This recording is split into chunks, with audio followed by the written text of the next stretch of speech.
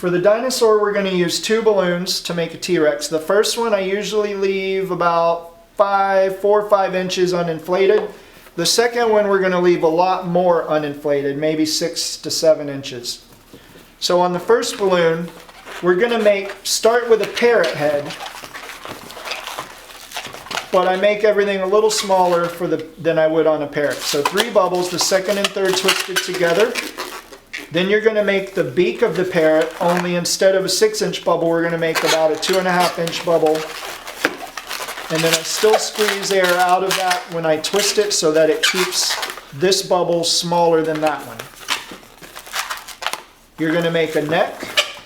Then you're going to form what's like a small pair of monkey arms. And I do that by making 2-inch bubble, followed by 2 3/4-inch bubbles for the hands. And then fold this over, twist it together.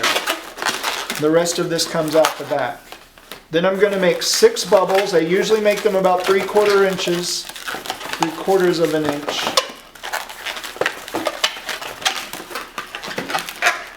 And twist them behind the neck. So form this ring, twist them together.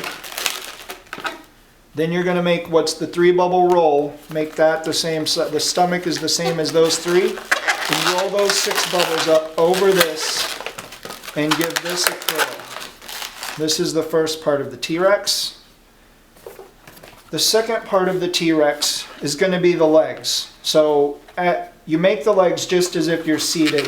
You're going to make a foot, which I make about an inch, 1.5 inches, followed by a pinch twist at the bottom where the ankle's going to be. Then I make the shin about 1.5 inches, 2 inches, followed by a pinch twist for the knee.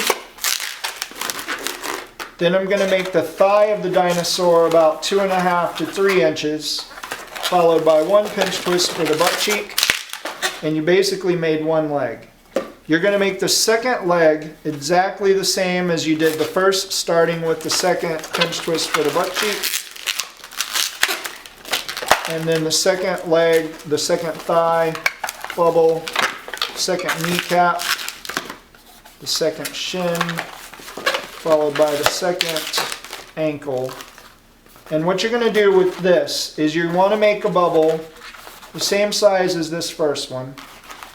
And you can and then I'm going to make a second bubble about 2 inches big. You can squeeze the air out of this if you want and cut this, or if you're able to do this, you can just snap this off, let the air out of this, and then retie this right here to make the second set of legs. What you want to do is make sure when you make these legs that you make them proportionate to what your T-Rex is, the body that you've already made. I take the tail, I hold the tail, and I put the stomach between the legs, grab my thumb under the buns, and then hold the top and pull the tail down between the butt cheeks. And then the body forward, and then you should be able to manipulate this guy so he can stand up on his own. And that's your T-Rex.